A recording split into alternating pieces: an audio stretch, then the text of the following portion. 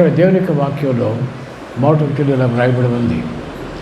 అంతటా ప్రవక్తల శిష్యులు ఎలీషా యొద్దకు వచ్చి, నీ యొద్ద మాకున్న స్థలము ఇరుకుగా ఉన్నది. ఇక్కడ ఎలీషా ప్రవక్త, అతడు యాజ కుటుంబం చెందినవాడు కాదు, ఒక రైతు. ఏలియా తర్వాత ఏలియా స్థానంలో ఉన్నాక దేవుడు 12 అరకలు కట్టి అరకల్లో చివరి అరక దున్నుతున్నటువంటి ఎలీషా దేవుడు నియమించుకుని అక్కడ ఏలియా ద్వారా నిర్ణయం తీసుకురాబడ్డాడు. అక్కడి నుంచి దేవునికి అద్భుతమైనటువంటి కార్యం చేయడానికి దేవుడు ఆయన ఆత్మచేత ఆయన దర్శించాడు.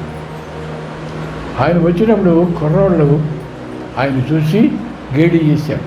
ఎందుకంటే ఆయన తల బోడి తలట, ఇంటికి ఊడిపోయి అంచేత బోడిగా ఉన్నాడు.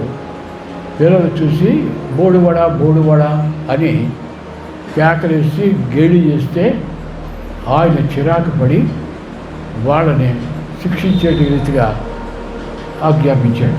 అంచేత అడవి నుండి కొన్ని ఎలుగుబంట్లు వచ్చి సుమారుగా 40 మంది బిడ్డలను చంపివేయబడ్డారు. అంటే దేవుని యొక్క దివ్యమైన సన్నిధి ఆయన పైన ఉందే. ఈ దినం చదువుతున్నటువంటి భాగంలో అంతటా అని చెప్పబడుతుంది.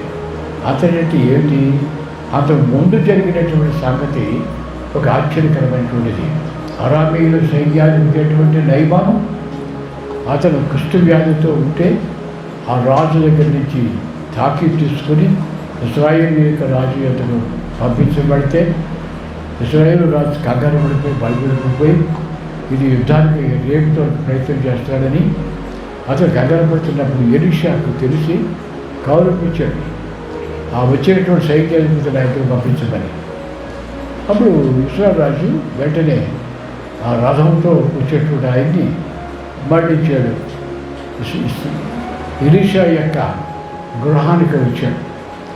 ఆయన గొప్ప యోధుడు, గొప్ప పేరు ప్రఖ్యాతమైనటువంటి సైన్యాధిపతి. అంచేత ఆయన ఏమనుకున్నాడంటే, నేను వచ్చాడని తెలియగానే ఆ ప్రవక్త పరిగెత్తుకు వచ్చి నాకు నమస్కారం చేసి నన్ను మర్యాదగా వాళ్ళకి తీసుకుని వెళ్ళి నా మీద చెయ్యి ఉంచి ప్రార్థన చేస్తాడు అని అనుకున్నాడు.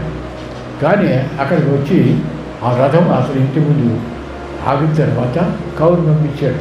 అరామీయుల రాజు సైన్యాధిపతి నయమాను వచ్చాడు అని కౌరు పంపించాడు.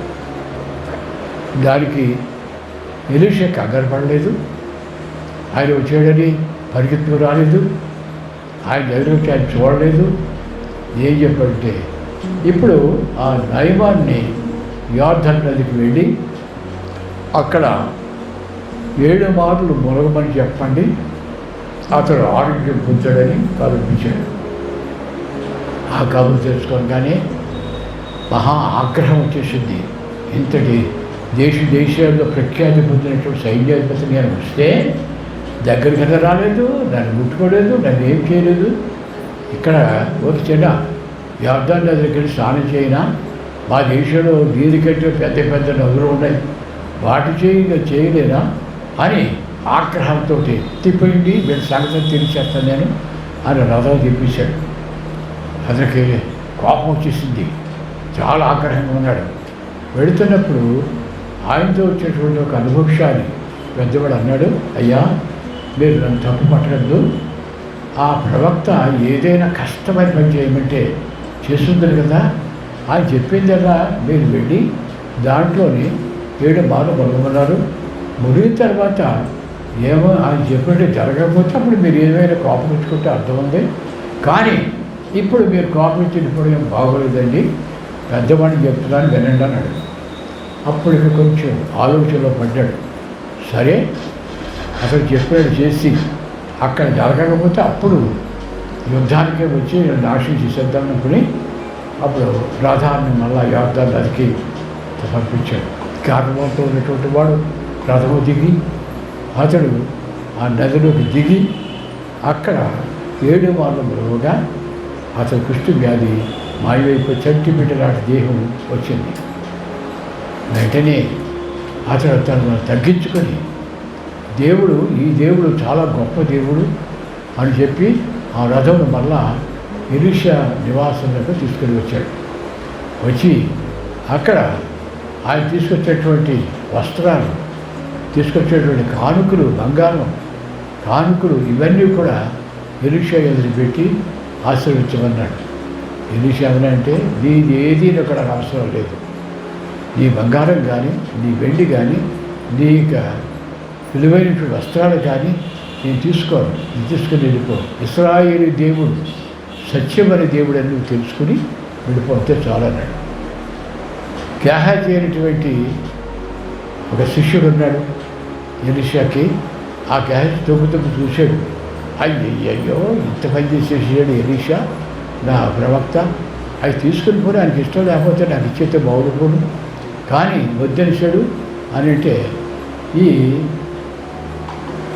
సైన్యాధిపతి నయమాను తగ్గించుకుని సాష్టాంగపడి నమస్కారం చేసయ్యా, మీ యొక్క మట్టి చాలా విలువైంది కనుక నేను కొంత మట్టి తీసుకుని వెళ్ళి అక్కడ బలిపీఠ కట్టుకుని అక్కడ దేవుడికి నేను ప్రార్థన చేసుకుంటాను, నాకు సమర్పించండి అంటే తీసుకెళ్ళినాడు. ఆయన మట్టి బస్తాల్లో కట్టుకుని రథం మీద వేసుకుని సెలవు తీసుకుని వెళ్ళిపోతున్నాడు. వెళ్ళిపోతుంటే తలుపులు జారేసి ఈ గేహాజీ ఆ వెనకాల పరిగెత్తాడు. పరిగెట్టి వెళ్తే వెనకట్టుగా వెనక్కి తిరిగి చూశాడు ఆ సైన్యాధిపతి. ఎవరో పరిగెత్తుంటే రథం ఆఫ్ చేసాడు. దగ్గరికి వచ్చిన తర్వాత ఈ గేహాజీ ఎవరంటే అయ్యా ఇప్పుడు మర్యాద నుంచి కొంతమంది శిష్యులు ఇచ్చారు, వారి కొరకు మా యజమానుడు మీరు ఇస్తానంటే వస్తువులను తీసుకురమ్మని నన్ను పంపించాడు అని చెప్పాడు.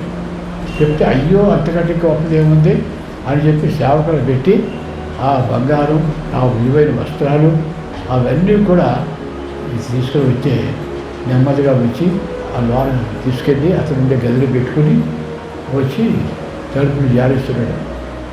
ఇంత వేసి ఎలీషా ఏం చేస్తున్నాడు? దేవుడికి స్తుతులు ఇచ్చి ప్రార్థన చేస్తున్నాడు, దేవుడి యొక్క మహిమగల కార్యం జరిపించాడని. ఆ తర్వాత పిలిచాడు గేహాజీ అని. అంటే వచ్చాడు. ఎక్కడికి వెళ్ళామని అంటే నేను ఎక్కడికి వెళ్ళాను, ఎక్కడే ఉన్నాను, బయటికి వెళ్ళి చూస్తున్నాను అంతే.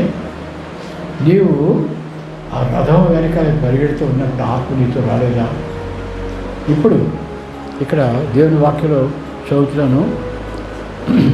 5వ అధ్యాయం 2వ రాజులు 5వ అధ్యాయం 26వ వచనం చదువుతున్నాను. అతడు ఎలీషా వారిని చూసి, ఆ మనుష్యుడు తన రథము దిగి నిన్ను ఎదుర్కొనడానికి తిరిగి వచ్చినప్పుడు నా మనస్సు నీతో కూడా రాలేదా? ద్రవ్యమును, వస్త్రములను, ఒలివ చెట్లు, తోటలను, ద్రాక్ష తోటలను, గొర్రెలను, ఎడ్లను, దాసీలను సంపాదించుకోవడానికి సమయమా? కాబట్టి నయమానుకు కలిగిన కృష్ణు నీకును నీ సంతతిని సర్వకాలం అంటింపునని చెప్పగా వాడు మంచు వలె తెల్లని అయిన కుష్ఠం కలిగి ఎలీషా నుండి బయటికి వెళ్ళాడు. ఇప్పుడు నయమాను యొక్క కుష్ఠు ముదిరిపోతే ఈ ఆశతో దేవునికి వ్యతిరేక, దేవుని మహిమకర కార్యం జరగకుండా ఇది తెచ్చుకున్నందుచేత ఈ గేహాజీ కుటుంబానికి ఇక తరతరాలు ఈ కుష్ఠ వ్యాధి ఉండినని తెలియజేస్తే అసలు వెంటనే కుష్ఠ వ్యాపించింది. ఇది జరిగినప్పుడు ఎలీషా యొక్క శిష్యులు చూసి భయపడిపోయారు. ఇది చాలా జాగ్రత్తగా బ్రతకాలి, ఇక్కడ ఏ విధమైనటువంటి స్వేచ్ఛగా ఇష్టమైనటువంటి ప్రవర్తించడానికి వీల్లేదు అని చెప్పి ఎలీషా యొద్దకు వచ్చి, అయ్యా మీ యొద్ద మాకున్న స్థలము ఇరుకుగా ఉన్నది. ఈ స్థలం చాలా ఇరుగ్గా ఉందండి అయ్యా, మేము బయటకు వెళ్ళడానికి తెలియజేయడానికి మీ సేవ లేకుండా అంతే కుదరదు, మాకు స్వేచ్ఛ లేదు, మేము ఏమి చేసుకోవాలన్నా అది స్వేచ్ఛ లేదు కనుక ఇది ఇరుగ్గా ఉన్నది అని చెప్తారు. మనం దేవునికి విశ్వాసంలో ఉంటే మనం ఈ జనాల్లో మనం ఇరుకులోనే ఉన్నాం. నిజానికి ఎవరి మట్టుకు వాడు ఈ కట్టిని కట్టుకుని మరి ఎవరితో కూడా మాట్లాడడానికి కూడా భయపడిపోయి వ్యాధి వస్తుందేమో అని ఆందోళనతో ఏ వస్తువు ముట్టుకున్నా మళ్ళీ క్లీన్ చేసుకోవడం, కాయగూరలు తెచ్చుకున్నా కడిగేసేసి బయట పెట్టి మళ్ళీ చేయడు. ఎన్నో ఆందోళన, చాలా ఇరుగ్గా ఉంది బ్రతుకు. ప్రతి వారికి కూడా చాలా ఇరుకైన బ్రతుకులో ఉన్నాం. కానీ దేవుని యొక్క బిడ్డలకి ఆ ఇరుకులు విశాలత కలుగు చేస్తాడే. 118వ అధ్యాయం 5వ వచనంలోని ఒక మాట ఉంది. ఇరుకున నుండి నేను మొర్రపెట్టగా విశాల స్థలమందు యెహోవా నాకు ఉత్తరం ఇచ్చాను. ఎక్కడైనా నేను ఇరుకులో ఉన్నాను, చాలా ఆందోళన ఉన్నాను, చాలా భయంలో ఉన్నాను. అయితే నేను భయపడిపోయి గజగజ ఉడికిపోలేదు. ఇరుకులో ఉండని యెహోవాకు నేను మొర్రపెట్టాను, దేవుని ప్రార్థన చేశాను. ఇది ఎంతమందికి వ్యాపించి లక్షలు కూడా ఈ వ్యాధి చేత బాధపడిపోతున్నారు, దాని నుండి కాపాడమని నేను మొదలుపెట్టాను. ఆ విశాల స్థలమందు యెహోవా నాకు ఉత్తరం ఇచ్చాను. అంటే దేవుని యొక్క జవాబు ఇరుకులోంచి బయటికి తీసుకురావడానికి ఆయన ఎప్పుడు సిద్ధంగా ఉన్నాడని దేవుని వాక్యం మనకి తెలియచేస్తూ ఉంది. క్రైస్తవులైనటువంటి మనం మొదలుపెట్టాలి. ఈ దినాల్లో మన కోసం, మన కుటుంబం కోసం కాకుండా, మన సంఘం కోసమే కాకుండా ప్రపంచమంతా కూడా ఈ కరోనా వ్యాధి ఇది వ్యాపిస్తున్న దినాల్లో దేవుడు దాని నుండి తప్పించాలని ప్రార్థన చేయాలి. ప్రార్థన చేసేటప్పుడు ఏదో గుణాబడిగా ప్రార్థన చేయడం కాదు, మొర్రపెట్టి ప్రార్థన చేయాలని. దేవునికి సంత మనం ప్రార్థన చేస్తే మన ప్రార్థన దేవుడు ఆలకిస్తాడు. ప్రపంచమంతా కూడా తగినటువంటి వ్యాక్సిన్ లేకపోతే మందు కనిపెట్టేలాగా దేవుడు ఏర్పాటు చేస్తాడు. అది ఒక విధమైనటువంటిది. అయితే దేవునికి బిడ్డలు కూడా ఇరుకులో ఉంటున్నాం. మనం మన యొక్క దరిద్ర జీవితాల్లో ఇరుకులోనే జీవిస్తున్నట్టుగా ఉంది. ఎందుకు ఇరుకులు అంటే దేవునికి బిడ్డలు స్వేచ్ఛగా తను ఇష్టొచ్చినట్టుగా మాట్లాడడం కానీ, వాడు ఇష్టొచ్చినట్టుగా ప్రవర్తించడం కానీ, వాడు ఇష్టొచ్చినట్టుగా నడవడం కానీ కుదరదు. ఎందుకంటే మనం ఒక చట్రంలో ఉన్నట్టుగా ఉంది. ఆ చట్రం దేవుని యొక్క గ్రంథం. ఆ దేవుని యొక్క వాక్యమును అనుసరించి దేవుని యొక్క బిడ్డలు నడవలే తప్ప మనం దేవునికి ఆజ్ఞను విడిచిపెట్టి మనం నడిస్తే ఇరుకులోనే ఉన్నట్టుగా ఉంటుంది. దేవుని యొక్క సరదాలో దేవుని బిడ్డలు ఇరుకుగా అనుకోవడానికి వీల్లేదు. ఆ ఇరుకులోనే దేవుడు విశాలతను కలుగు చేస్తాడు. దేవుని వాక్యంలో చెప్తాడైనా మత్తయి సువార్త 7వ అధ్యాయం 3-4 వచనాల్లో యేసు ప్రభువు ఇలా చెప్పాడు. మత్తయి సువార్త 7వ అధ్యాయం 3-4 వచనాలు.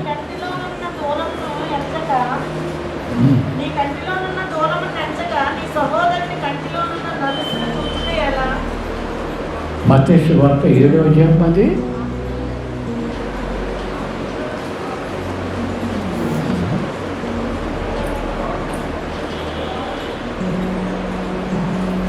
అది కాదు. ఇరుకు ద్వారా మన ప్రవేశింప పోరాడండి ప్రభు చెప్పాడు. అయినా మీరు ఒక పోరాటం మీ జీవితంలో పెడుతున్నారు. ఆ పోరాటం ఏంటంటే ఇరుకు ద్వారమున పోరాటం చేయాలి. మీరు ఆ పోరాటంలోనే ప్రవేశిస్తే మీకు నాశనకు పోవు ద్వారము వెడల్పును. అది ఎలా ఉంటుందంటే విశాలంగా ఉంటుంది. ఇష్టం వచ్చేట్టుగా వెళ్ళచ్చు, ఇష్టం వచ్చేది తినచ్చు, ఇష్టం వచ్చే ప్రవర్తన చేయొచ్చు, ఇష్టమైనటువంటి నడవచ్చు. అది విశాలమైనటువంటి మార్గము. అది ఎక్కడ తీసుకెళ్తుంది? ఈ నాశనం వెళ్ళి ఈ మార్గంలోనే అనేకులు ప్రవేశిస్తున్నారు. జీవమునకు పో ద్వారము ఇరుకును, ఆ దారి సంకుచితమైనది. ఇప్పుడు మనము ఇరుకు ద్వారంలోకి వచ్చాం. ఎందుకంటే మా ప్రభువు చెప్పాడు, ఆయన ఇది ఒక పోరాటం. నీవు అందరిలాగా నడవడానికి వీలేదు. నువ్వు నా ముద్ర వేసుకున్నటువంటి నా కుమార్తెవు కనుక నీవు ఈ ఇరుకు ద్వారాన్ని ప్రవేశించే పోరాడు. నీకు ఎన్నో ఇబ్బందులు కలగవచ్చు, ఇంటిలోనే కలగవచ్చు, ఇరుకుగా ఉండొచ్చు, నువ్వు అనుకున్నావు జరగకపోవచ్చు, నీ కుటుంబంలోనే నీకు అనుగుణంగా నడవకపోవచ్చు. ఈ ఇరుకైనటువంటి మార్గంలో నడుస్తుండేటప్పుడు ఈ మార్గాన్ని విడిచిపెట్టద్దు. విశాలైన మార్గం కోసం కోరుకోవద్దు. ఇతరులను చూసి వాళ్ళు చూడు ఎంత బాగున్నారో, వేడుచుడు ఎంత బాగున్నారో, మేము దేవుని ఎందుకు వెళ్తున్నాం, దేవుని గుడికి వెళ్తున్నాం, బైబిల్ చదువుకుంటున్నాం, ప్రార్థన చేసుకుంటున్నాం, సరిపోతుంది. మనము క్రియలో మనం విశ్వాసాన్ని కనపరచాలి. నేను ప్రార్థన చేస్తున్నాను, నా ప్రార్థన నీ ప్రార్థనలో ఎందుకు దేవుడు పెట్టలేదు, నీ ప్రార్థనలో ఎక్కడో లోపం ఉన్నది, నీలో ఏదో లోపం ఉన్నది, అందుచేతనే ప్రార్థన దేవుడి ఎత్తుకు వెళ్ళడం లేదని దైవగ్రంథంలో చెప్పబడుతుంది. అలా ఆ లోపాన్ని సర్దిద్దుకుంటే నీకు ప్రార్థన దేవునికి సువాసనగా ఉంటుందని దేవుని వాక్యం చెప్పబడుతుంది. నీలో ఉండే లోపం ఏంటో నువ్వు తెలుసుకో ముందు. దాన్ని సరి చేసుకోవడానికి దేవుని దగ్గర విజ్ఞాపన చేసి సరి చేసుకుంటే దేవుడు మనకు ప్రార్థనకు తగిన ప్రతిఫలాన్ని అనుగ్రహిస్తాడు. దేవునికి సంఘం ఉన్న వాడికి కొన్ని నియమాలు తప్పదు, వాటిని అనుసరించారు. ఒకసారి నా దగ్గరికి ఒక యవనస్తుడు వచ్చాడు. నమస్కారం అన్నాను. నమస్కారం. ఎవరు బాబా అంటే నేను పలానండి. నేను ఏం చేస్తున్నావు ఏంటన్నా? నేను డిగ్రీ చదివానండి అన్నాడు. డిగ్రీ చదివితే మరి ఇప్పుడు ఏదో జాబ్ చేస్తున్నావా? లేదండి, నీకు ఏ జాబులు లేవు కదా, అందుకని దేవుని సేవ చేద్దాం అనుకుంటున్నాను అన్నాడు. అంటే దేవుని ఇంకా పిలిపించిందా నీకు అంటే ఇప్పుడేదండి నేనే అనుకుంటున్నాను అంటే అన్నాడు. నీకు పెళ్ళయిందా అని అడిగాను. లేదండి, సంబంధాలు తెలుసుకోవడానికి వెళ్తుంటే వాడు అడుగుతున్నారు, నువ్వు ఏ పని చేస్తావు, ఉద్యోగం చేస్తావు అడుగుతున్నారు. నేను దేవుని సేవ చేద్దాం అనుకుంటున్నాను అన్నాను. అయితే మా అమ్మాయిని మీకు ఇవ్వయ్యా, ఇక్కడి నుంచి మీరు బైబిల్ పట్టుకుని కూడా చెప్తానంటాం. ఒక సరదా లేదు, ఒక సంతోషం లేదు, ఒక సినిమా లేదు, ఒక ఏది ఉండదు. నీవు ఆ ఇంటికి ఈ ఇంటికి బైబిల్ పెట్టి తీసుకెళ్తావు. అది మా అమ్మాయి నీకు ఇవ్వం బాబు అలాంటిదే, ఇలా సంబంధం నాకు వద్దన్నారండి, ఎక్కడికైనా సరిగ్గా కుదరలేదు అన్నాడు.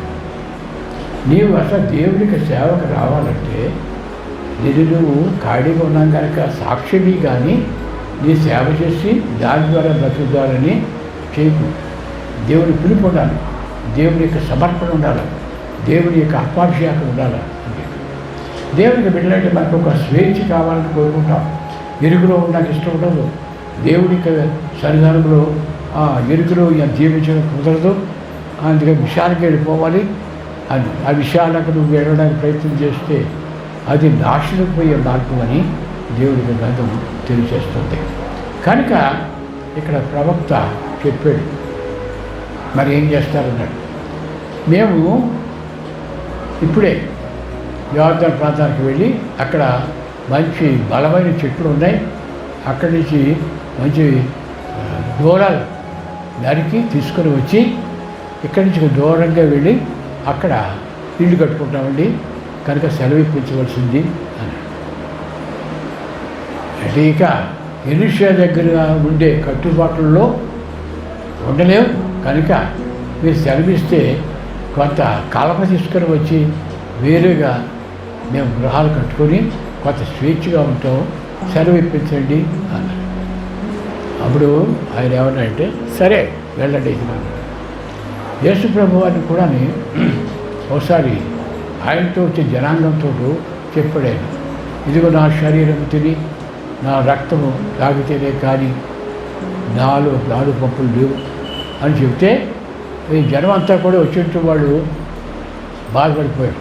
మరి యోహాను సువార్త 6వ అధ్యాయంలో ఉంటుంది. అక్కడ ప్రభు చెప్తే వాడు అవి బాబు ఇదేంటి మనిషి మాంసం తినమంటాడు, మనిషి రక్తం తాగమంటాడు, ఈయన ఇది ఎవరైనా చేయగలం, మనుషులు ఇది జంతువులు చేసే పని కానీ మనుషులు మేమే ఇలాంటి మాకొద్దు అని చెప్పి విడిచిపెట్టి వెళ్ళిపోయారు. అప్పుడు ప్రభు వారు అడిగాడు, శిష్యులు పిలిచాడు 12 మందిని. వాళ్ళందరూ వెళ్ళిపోయారు కదా, వెళ్ళిపోయారండి. ఎందుకు వెళ్ళిపోయారు? ఇది మీరు చెప్పినటువంటి ఇది చేయలేమని వెళ్ళిపోయారండి. మీరు కూడా వెళ్ళిపోండి అన్నాడు. మీకు బలవంతం లేదు, మీరు కూడా వెళ్ళిపోవాలంటే వెళ్ళిపోండి, ఇది మీ స్వేచ్ఛకు వదిలిపెట్టేస్తున్నాను. అప్పుడు పేతురు అన్నాడు, అయ్యా జీవం గల దేవుడు దేవునికి నిందించిపెట్టి నేను ఎక్కడికి వెళ్ళగలను, ఎక్కడ జీవించగలను అన్నాడు. ఇక్కడ ఈ శిష్యులతో ప్రజలు వెళ్ళి ఆయన నరికి వచ్చేసి కట్టుకుంటాడు ఆయన. ఒక బుద్ధిమంతుడు వేసాడంటేని నేను వెళ్ళడం కాదు, అయ్యగారిని కూడా తీసుకెళ్ళిపోతే మనకి తోడు బలం ఉంటుంది అన్నాడు. అయ్యా మీరు కూడా రావాలండి మాతోటి, అక్కడ మీరేమీ ఏదో మీరు అక్కడ కూర్చుని మా వైపు చూస్తే చాలు అన్నారు. సరే ఇంత కోరుతారు కదా అని నేను వస్తాడు ఆయన.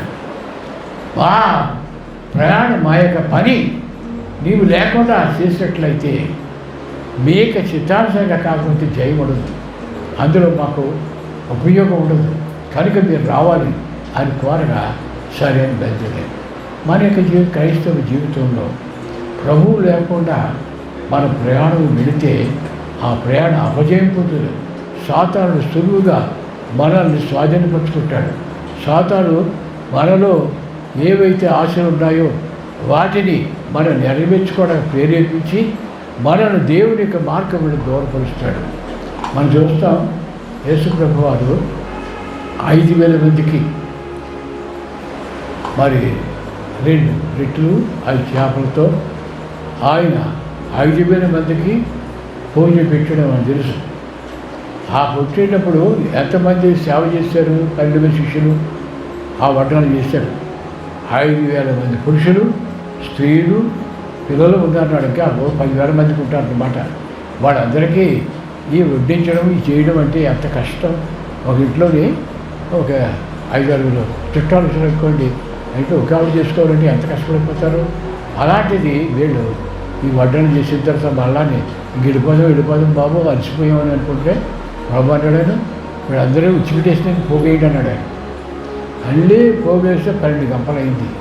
ఇప్పుడు పూర్తిగా వాడి ఎప్పుడు ఇంటికి వెళ్ళిపోయి రెస్ట్ తీసుకుని పడుకుందాం, మరి హాయిగా పడుకుందాం అనుకుంటే ప్రభు అన్నారు, మీరు నిలబడి నేను వస్తాను తర్వాత అని ఆయన కొండకి ఒంటరిగా వెళ్ళి ఈ దేవుడి చెంది గొప్ప కార్యమెంతమై కృతజ్ఞతలు చెల్లించాడు. వీళ్ళు గబగబా వచ్చి డోలు తీసుకొని ఆ డోలు మీద ప్రయాణం గడిచారు. ఒక మాట, ప్రభువా నీతో ఉంటాను కానీ లేకపోతే మీరు నాతో రావాలి కానీ ఎవరు కోరలేదు. ఆయన లేకపోయాడు, ఆయన తర్వాత చూసుకుంటాడే మనం వెళ్ళిపోదామని బయలుదేరాడు. మనం చాలాసార్లు మన యొక్క ప్రయత్నాల్లో, మన కార్యక్రమాల్లో, మన తలపెట్టే విషయాల్లో ప్రభువు లేకుండా మన జ్ఞానం మీద, మన బలం మీద, మన తెలివి మీద మనం వెళ్ళిపోదామంటే ఆ గాలులు విసురుతాయి, తుఫాన్లు వస్తాయి. ఆ రాత్రి వాళ్ళు మహాశ్రమ పడిపోయారు. సముద్రముల మీద వారికి గాలి వచ్చి ఈ దోణి తిరగబడిపోయేలా ఉంటే ఆందోళన పడిపోయి వాడు ఉంటే అప్పుడు అనుకుంటారు, అయ్యో మనం చేసిన తప్పు, ప్రభు మనతో ఉంటే ఈ భయంకరమైన పరిస్థితి ఎక్కడ పరుగులు, ప్రభు మనతో ఉంటే మనకు ఈ గాలి వల్ల కానీ ఈ సముద్ర కెరటాల వల్ల కానీ ఏ అపాయం జరగకపోవును అని చెప్పుకుంటుంటే ప్రభు 4వ జామున ఆ కొండ మీద నుంచి చూసి ఈయన ప్రమాదకర స్థితిలో ఉన్నారని తలంచుకున్నందు చేత ఆ నీటి మీద నడిచి వచ్చినప్పుడు ఆ భయపడిపోయి దోటగా నేనే భయపడకడి అని చెప్తే ఆ జోలి ఎక్కచూడ సిద్ధపడారు. పేతురు, ప్రభా మీరైతే నాకు కూడా సెలవు నీటి మీద నడడానికైతే రామనుడు ఆయన గబగబా దిగిపోయి నడవచ్చు. గాలిని చూసి భయపడిపోతే గుడిని ముడిగిపోతాడు. ప్రభా చచ్చిపోతాడు అంటే చేయబట్టి లేవదీసి ఎందుకు అవిసిపోవడానికి వాళ్ళు వచ్చాడు. ఇలా జగడం కారణం ఏంటంటే ప్రభువు లేకుండా వారు ప్రయాణం చేయడం. మన జీవితాలు ఎన్నో అపజయాలు, ఎన్నో కష్టాలు, ఎన్నో శోధనలు ప్రభువు లేకుండానే మనం వాటిని పూర్తి చేసుకుందాం అని అనుకుంటే అది అపజయం కలుగుతుంది. చివరికి గాలిని చూసి చిన్న అల్పమైన గాలిని చూసి భయపడిపోయి మునిగిపోయినట్టు పరిస్థితి వస్తుంది. అందుచేతనే ఆయన అక్కడికి రావడానికి ఇష్టపడి వెళ్ళాడు. సరే పెద్ద పెద్ద బాలుండి చెట్లు ఎక్కేశారు, గొడ్డలతో నరికేస్తున్నారు, వర్షాలుగా నరికేస్తున్నారు. ఆయన చూస్తున్నాడు, ఒక పెద్ద మానుకొమ్మ ఈ నీటిలోకి వంగిపోయి ఉంది, దాన్ని నరుకుతున్నప్పుడు అకస్మాత్తుగా గొడ్డలి పిడి ఊడిపోయి ఆ ఇనప గొడ్డలి నీటిలో పడిపోయింది. అప్పుడు పెద్ద బాగా వచ్చాడు, అయ్యా ఏనుబడా దయచేసి చూడండి బాబు, నేను ఇది ఎరువు తీసుకొచ్చాను, ఈ గొడ్డలి ఎరువు తీసుకొచ్చాను, ఈ నీటిలో పడిపోయింది. ఎక్కడ పడింది అంటే ఎక్కడ పడింది అన్నట్టు ఆయన, ఇదిగోండి ఈ తెన్నగా పడింది అన్నాడు. ఇది అరువు తీసుకొచ్చినట్టు గొడ్డలి దీన్ని అజాగ్రత్తగా చేసినందు చేత ఈ ఇందులో పడిపోయింది. సరే నువ్వు ముందు ఎక్కడ పడిపోయింది అక్కడ ఒక కొమ్మ తీసుకొచ్చి అక్కడ ఇయ్యాను. కొమ్మని వేశారు. వేయగానే అద్భుతమైన వాడి ఇనప గొడ్డలి పైకి లేచింది. పట్టుకో అని ఆయన పట్టుకున్నాడు. అప్పుడు కొంచెం నెమ్మది పొందాడు. మనసార్లు ఏ స్థలంలో పడిపోయింది, మన యొక్క ఆశీర్వాదాలు ఏ స్థలంలో పోయాయి, ఎక్కడ పడిపోయి, ఎక్కడ మనం పొరపాటు చేసాం వెతకాలి. అక్కడే మనం దేవుని యొక్క కృపతో దాన్ని పట్టుకోవాలి. ఇక్కడ ఎలీషా అన్నాడు, అది పైకి వచ్చింది పట్టుకో అన్నాడు. పట్టుకున్నాడు. ఇప్పుడు మనము లోకాసువార్త 15వ అధ్యాయంలో ఒక స్త్రీని గురించి చూస్తాం. ఆవిడకి 10 వెండి నాణ్యాలు ఉన్నాయి. ఆ 10 వెండి నాణ్యాల్లో ఒక నాణ్యం పడిపోయింది. నాణ్యం పడిపోతే ఆవిడ కంగారు పడిపోయి అందరితో నాణ్యం పడిపోయింది. అది వెండిదే కానీ చాలా విలువైనటువంటి వెండి అంటే బహుశా అది మన మంగళసూత్రానికి ఎలాగైతే బిలుస్తామో అలాంటిది ఉంటుంది. అంచేత ఆవిడ ఏం చేసిందంటే ఇంట్లోకి వెళ్ళింది. ఎక్కడ పడిపోతే ఇంట్లోనే ఉన్నాను కానీ ఇంట్లోనే పడిపోయింది. ఆ ఇంట్లోకి వెళ్ళి దీపం తీసుకుంది, వెలిగించింది, చీపురు కట్టించుకుంది. ఎక్కడ ఆ ఇల్లు అంతా కూడా మూలలు అన్నీ కూడా ఆ దీపం వెలుగులో చూసుకుంటూ వచ్చింది. అంటే ఆ ఇంట్లో ఏముందన్నమాట, చీకటి ఉందన్నమాట. చీకటి ఉంటే అంచేత కనపడదు. అది ఎక్కడ పడిపోయింది పోలే అని ఊరుకోచోటకు వీల్లేదు. అంచేత దీపం వెలిగించి చీపురు కట్టి తీసుకుని అంత తుడిచి వెతకగా దొరికింది. ఆనందంతో పోయినటువంటి దాడి దొరికిందని ఆనందంతో అందరితో చెప్పినట్టుగా అక్కడ భయపడుతుంది. మనం ఎక్కడైతే పోగొట్టుకుంటున్నామో ఆశీర్వాదాలు ఆ స్థలంలోనే దేవుని మహిమ నిమిత్తమై ఆ కార్యక్రమాలు మనము నడిపించుకోవాల్సి ఉంది. అంచేత మనం అది వెతకాలి. ఎలా వెతకాలి? చీకట్లో కాదు, దేవుని యొక్క వాక్యమైనటువంటి వెలుగులో మనం దాన్ని వెతుక్కోవాలి. ఎక్కడ పొరపాటు చేసే వాక్యాన్ని మీరం. ఎప్పుడు వాక్యానికి దేవుని చిత్తానికి వ్యతిరేకంగా మనం చేసాం, ఎక్కడ పోగొట్టుకున్నాం, అజాగ్రత్త మనం పోగొట్టుకున్నాం.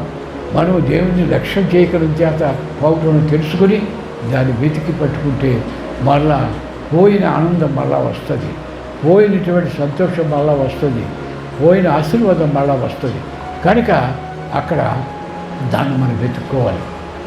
అప్పుడు వారు తిరిగి ఆ ఇంటికి వచ్చినట్టుగా చూస్తాం. కనుక దేవుని యొక్క నామంలో దీంట్లో మనం గ్రహించవలసిన కొన్ని విషయాలను ప్రభు యొక్క నామం మనం తెలుసుకోవాలి. ఏమిటంటే ఇక్కడ మాకు ఎరువుగా ఉండదు. ఎందుకు? వాళ్ళు భయం ఇచ్చింది. ఇక్కడ మేము ఏమాత్రం అటు ఇటు వెళ్ళినట్లయితే ఈ గ్రహానికి అనేటువంటి పరిస్థితులు మాకెక్కడ వస్తాయో అని దూరం గడిపోయి అక్కడ ఉందామని ప్రయత్నం చేసి ఈ ఏర్పాటు చేసుకున్నారు. కనుక మనకు దేవుని యొక్క సన్నిధిలో దేవుని యొక్క గ్రంథంలో చెప్పినటువంటి వాక్యమును మనం అనుసరిస్తేనే మనకు ఆశీర్వాదం వస్తుంది. కానీ మన ఇష్టచోటుకి వెళ్ళిపోయి మన ఇష్టంగా ప్రవర్తించి దేవుడు మనం ఆశ్రయించలేదు, దేవుడికి సహాయం చేయలేదు, దేవుడు అలా చేయలేదు ఇలా చేయలేదని మనం తొందరపడితే కుదరదు. దేవుని యొక్క చిత్తానుసారంగానే గొడవ దగ్గర మనం ప్రార్థన చేసేయాలి. ఎందుకంటే ప్రభు, నా తలంపులు మీ తలంపులు వంటివి కాదు, నా త్రోవలు మీ త్రోవలు వంటివి కాదని యెషయా గ్రంథంలో చెప్తున్నాడు. దేవుని తలంపు వేరు, మన తలంపు వేరైపోతే కుదరదు. నేను దేవునికి గుడికెత్తడాను, నేను కానిపించాను అంటే సరిపోదు. మనం దేవుని యొక్క చిత్తము ఎరిగి దాని ప్రకారంగా జరిగిస్తే దేవుడు ఏ వాగ్దానాలు అయితే మనకు చేశాడో అవన్నీ కూడా ఆయన బిడ్డలకు అనుగ్రహిస్తాడు. నమ్మికతోనూ హృదయపరమైన సత్యముతోనూ మనం వెంబడించి అటు గొప్ప కృపను పొందాలని ప్రభుత్వాన్ని కోరి నేను ముగిస్తున్నాను. ప్రార్థన చేస్తున్నాను. పరిశుద్ధమైన మా తండ్రి, నీ వాక్యము వెల్లడవుతున్న విలువ కలిగినని నీకు గ్రంథం సెలచిన ప్రభా, నీ వాక్యం ద్వారా మేము నడుచుటకు మాకు పరిశుద్ధాత్మ చేత శక్తిని కలుగుతుంది మేము వేడుకున్నాం తండ్రి. ఈ పరిశుద్ధాత్మ చేత మా అభిషేకంలో మాకు కలుగుతుంది వేడుకున్నాం ప్రభా. మేము మా చిత్తానుసారంగా ప్రవర్తించి నీ మీద నేరం వేడి చూస్తున్నాం. మా ప్రభా మాకు ఇరుగ్గా ఉంది నీ యొక్క కార్యక్రమాలు, ఎలా వెళితే మాకు ఇది వస్తుంది అది వస్తుందని మేము భ్రమణ పడి మా ప్రభు నీ ఆశీర్వాదాలు పోగొట్టుకుంటున్నాం. కనుకనైనా మేము పోగొట్టుకునే దాన్ని వల్ల నీ సంతోషాన్ని, నీ నెమ్మదిని, నీ ఆశీర్వాదం మేము పొందుటకు మాకు స్థిరమైన మనసు నూతనగా పుట్టించమని నీ రక్షణానందం మాకు కలుగు చేయమని, మా నోటను నూతన కీర్తన పెట్టి స్తుతించే భాగ్యం దయచేయమని. ఇక అలాగనే ప్రభు ఈ సమయం ముందు ఇక్కడ కూడిన మేము అందరూ కూడా మా ఆత్మను పరీక్ష చేసుకుని మేము ఎక్కడ పడిపోతున్నామో, ఎక్కడ నీ చిత్తానికి వ్యతిరేకంగా వెళుతున్నామో, ఎక్కడ విశాల మార్గంలో కోసం వెతుకుని వెళ్ళిపోతున్నామో దాన్ని నేను సరిదిద్దుకుని నీ ఆశీర్వాదంతో ఫలించే భాగ్యం దయచేయమని ప్రభుని యేసు నామములో ప్రార్థిస్తున్నాం తండ్రి. ఆమేన్.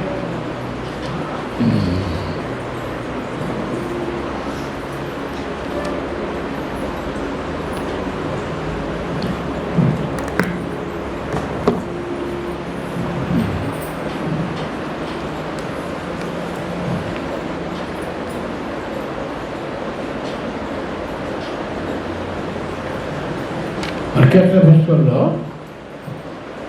315వ కీర్తన, ఉన్నా పాటున వచ్చుతున్నాను నీ పాద సన్నిధికు రక్షక అని కీర్తన పాడుకుందాం. కీర్తన పుస్తకంలో 315వ కీర్తన, ఇది ధ్యానపూర్వకంగా పాడుకుందాం. ఉన్నా పాటున వచ్చుతున్నాను నీ పాద సన్నిధికో రక్షక,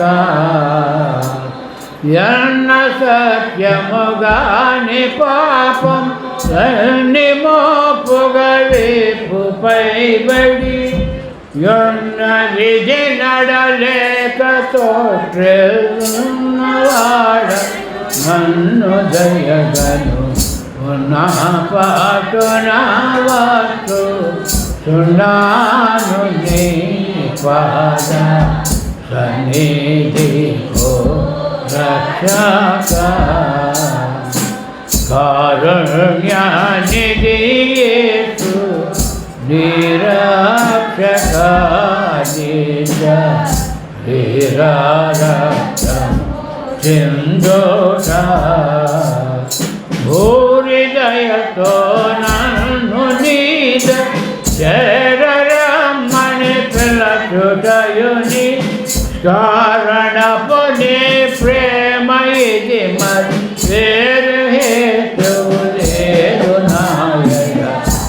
ఉన్నా పాటున వచ్చుతున్నాను నీ పాద సన్నిధికో రక్షక, మసిబోకోవలే నామా నసమెల్లగా శతమోహములు మచ్చలై, అసితమగు ప్రతిగాగుతుడు కసటు కడిగి పవిత్ర పరపను, అసువులుడు నీ రక్తమేయని మసలకిప్పుడు సిలువని దిగది. ఉన్నా పాటున వచ్చుతున్నాను నీ పాద సన్నిధికో రక్షక,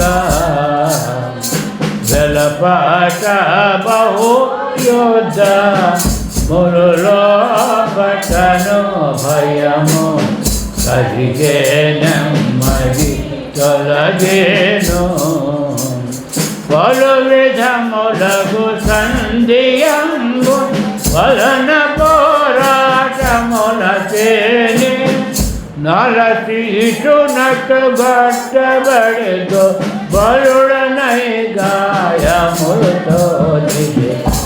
ఉన్నా పాటున వచ్చుతున్నాను నీ పాద సన్నిధికో రక్షక, కడు బేదవాడన జుడను దుర్భాగ్యుడను, చెడిపోయి పడి ఉన్నాను, తుడవడిన నామదికి శ్వాస చెడిన కనులకు దృష్టి భాగ్యము, బడయు వలసినవన్నీ నీతి బడయుటకు నాయడయుడాలిగే. ఉన్నా పాటున వస్తున్నాను నీ పాద సన్నిధికో రక్షక నీ వాగ్దత్తమునందు భారము పెట్టి జీవమార్గము కంటిని కేవలం బగు ప్రేమ చేత నీవు నన్ను క్షమించి చేకొని భావశుద్ధిను సంతోషవతరము నిడుదువనిదే ఉన్న పాటునావచ్చు సున్నాను నీ పాద సన్నిధికో రక్షక దరిలేని ఆనంద కరమైన నీ ప్రేమ తరమే వర్ణన చేయను జరవు కడ్డం పైనయన్ని విరగకొచ్చెనుగాను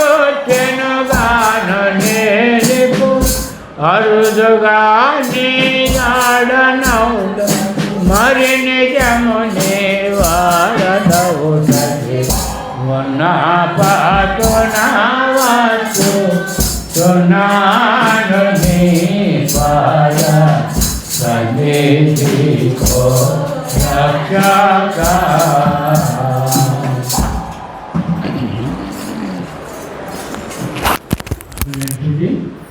ప్రభుదేవి ప్రార్థన చేసి ఆశీర్వదించుకుంటాం.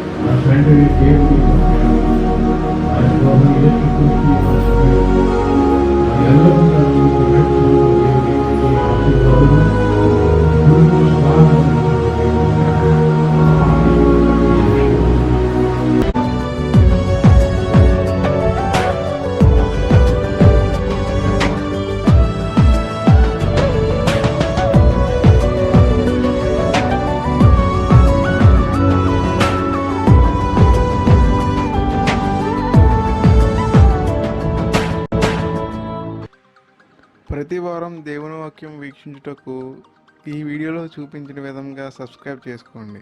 మరియు మీ ప్రార్థన అవసరతల కొరకు ఈ కింద చూపిస్తున్న నెంబర్ని సంప్రదించండి.